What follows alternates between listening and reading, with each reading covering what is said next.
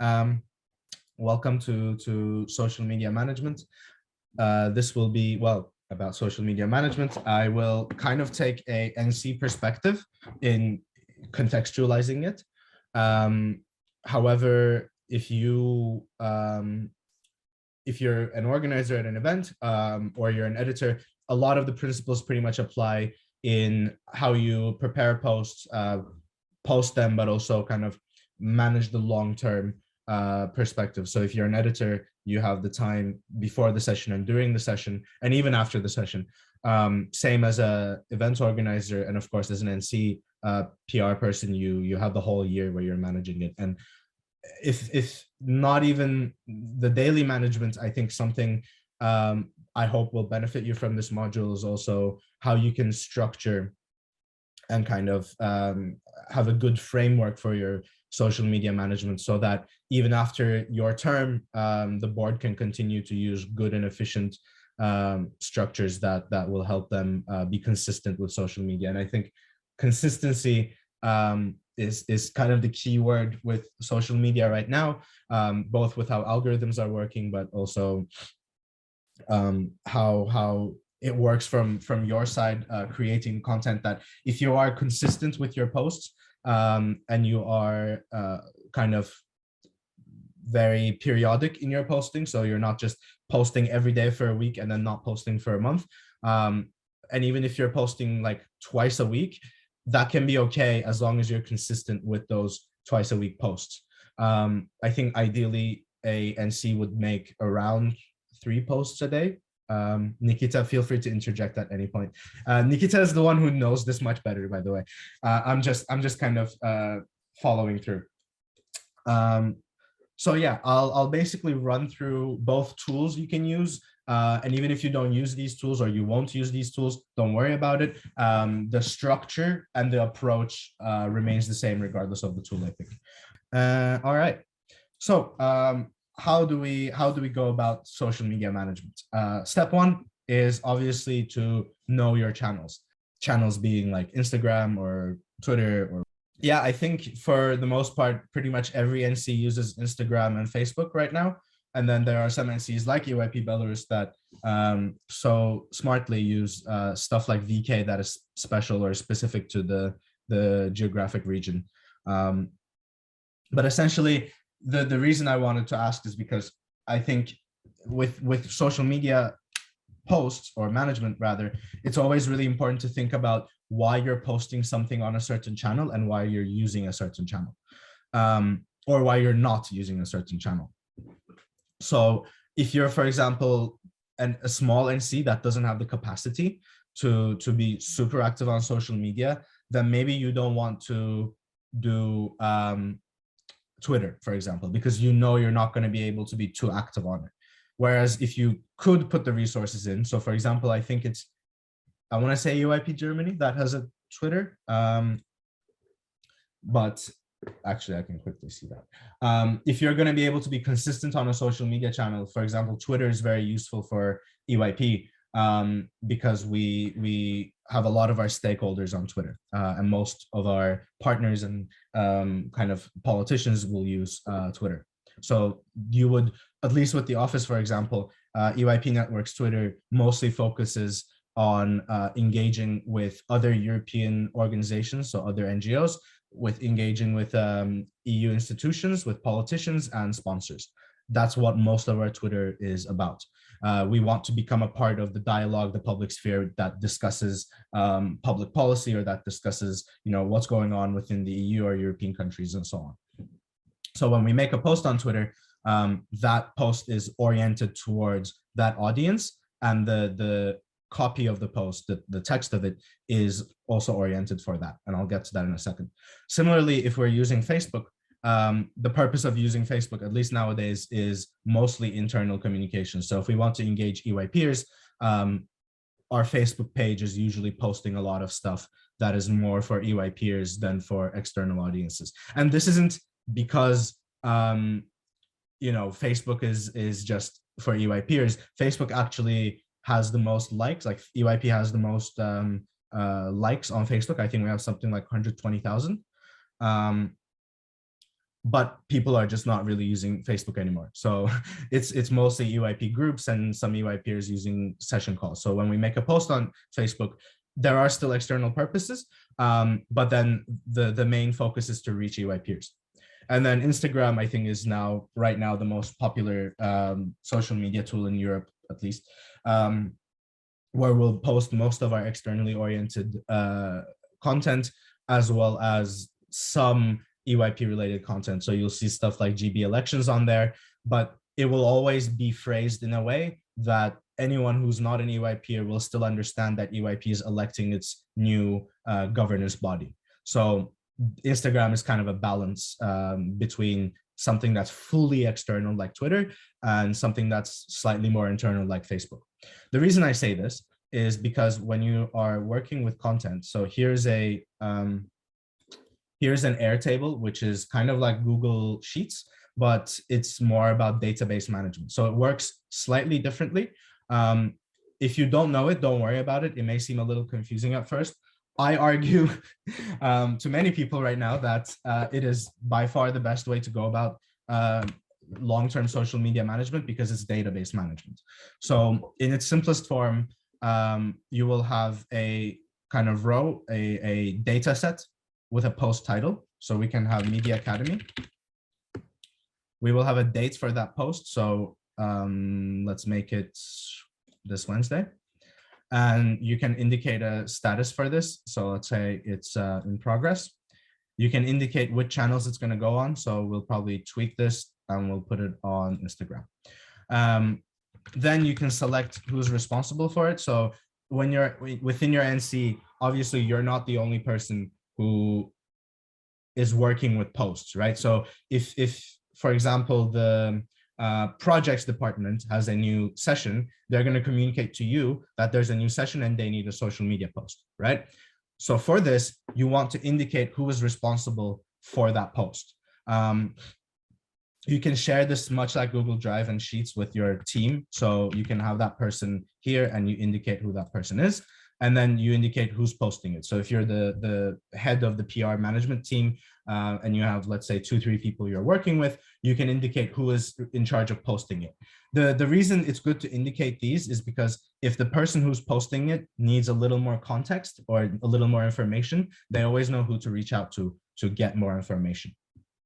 And this structure, more or less, this whole structure is something we use in the international office now. So that's also why I'm sharing it, that it's already a workflow that relatively works for us. Here, you may want to indicate whether a post is partnered. I think NCs have this, events have it even more. So for example, if you remember the sponsor communication module yesterday, we discussed that sometimes you need to make pre-planned posts for your sponsors. And if you are making these pre-planned posts, you want to know that that is a partnered post. So then later you make sure to include any hashtags or tags that partner asked you to include. And I'll get to that in a bit. Here's one part that I think our NC communication can improve a lot on, which is this cookie cutter approach, where you write one copy and you just paste or post the exact same thing on all social media channels. Like we discussed, every channel has a different purpose and you have a different purpose in communicating through each of those channels. So you want to slightly alter your text to suit the medium of that channel, as well as the audience you're targeting. So it's twofold. What do I mean with that? Well, here there is there's a sample text that Airtable gave, but we can work with it. Or rather, let's say, so Media Academy happened this weekend. Great. And then the event was partnered by hashtag PowerShifts. Now, on Facebook, we'll write this message, and we may write this exact same message on Twitter, but then maybe on Twitter, we're going to tag PowerShifts. That's probably not their tag, but yeah, just go with it. And then on Instagram, for example, whoa, no, what did I do? Okay. On Facebook, we may also perhaps, we may also give a link maybe. So maybe we would say, I don't know, check out the trainings on discord.com. then if you're writing that on Instagram, you're not going to put a link, right? So you're going to make sure to say, check out the trainings from the link in our bio. But also on Twitter, for example, you may want to shorten it to use more tags and use more hashtags. On Instagram, you also want to have not something super long, whereas on Facebook, you can have stuff with links and tags and all that stuff. So you would kind of slightly alter your copy according to the platform and who you're trying to engage. Also, sometimes we'll shorten the text from Facebook and Twitter, from Facebook and Instagram for Twitter, so that Twitter has only kind of the bits of information that external stakeholders may be interested in, and we'll cut off some of the other stuff. I don't suppose most NCs, if any NC uses LinkedIn, if you are in your NC's social media team, you should consider LinkedIn. I think it's a good way to engage a lot of stakeholders, because other than Twitter, there are many kind of business professionals, at least, or industry professionals that are on LinkedIn that you can engage. Here you can have your image for the post. So that is something you would do ideally on Canva or however you work, and you can upload the image here. And I'll show why that's important or useful in a bit.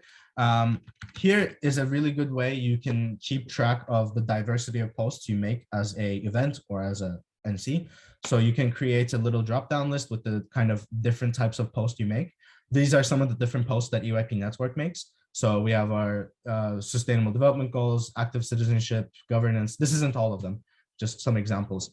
And you can add these categories to your posts. And again, I'll show why this could come in handy later. So the reason I like Airtable is because once we've made a data entry as this one, we can choose different ways to view this data. So we can create a different view of the same data where we look at it on a calendar. So in this case, we have the Media Academy on, what is it, the 12th? And that should usually be added here. Or you can do it the other way around, or you can come to the calendar and you say, okay, I want to make a post on the 15th, add a post here, and say Media Academy 2. You create that record, you can say expand, and you can add the same fields into it. So all the stuff we just looked at, you add all those fields as if you're filling a form. And by the end of it, that record is still something you can use across these different views. So for example, this is how you see all your upcoming posts.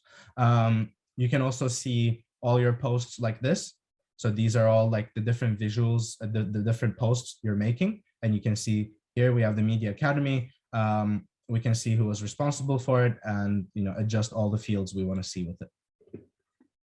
And then you can move on to this, which is how you can view all your social media posts by topic. So this can help you understand, oh, how much are we posting about this issue and how much are we, maybe can we improve in this area? Like, should we maybe post a little more about local projects, or should we post a little more about sustainable development goals? So this can tell you how much you're talking about each subject on your social media, and you can adjust your approach accordingly.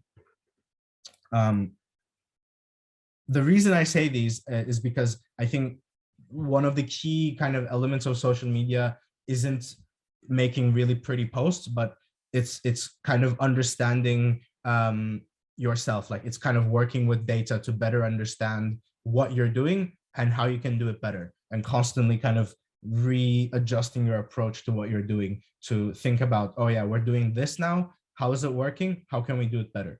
And the more data you can gather as you're doing your work and analyze, the better. So you can obviously have social media analysis tools and insight tools, but also if you're just using a good data organization system while you're working, that can also just help you better understand things. So for example, we also have Instagram takeovers. I suppose some NCs do this for their events, but it's also something we do at the office. When people request a takeover, we add the dates, which NC is making the takeover, who we need to contact, whether they're making a post, and kind of a little overview of the whole thing. So then what we can also do is we can later create another view, and we can say, we can say, go to NC and we can say group by this field. And then we'll see all the, I'll add a few more. Say like this.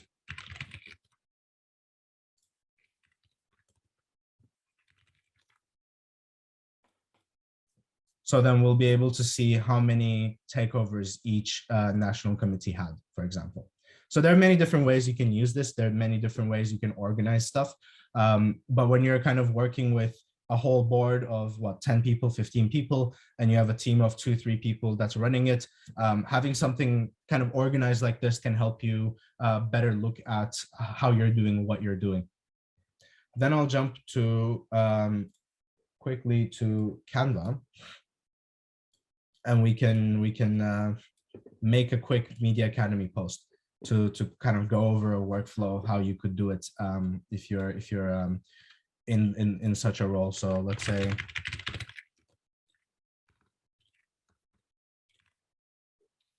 all right. So obviously the first thing you always do is you go to Nikita's amazing templates.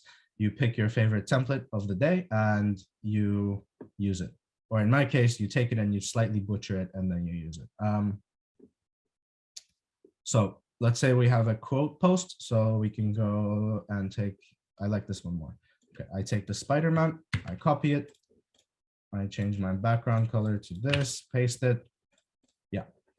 And then we can easily just say, so we have our post ready. We download it. You don't, now you have to proofread it and realize that there is a typo in the name. There's an E there, not an A.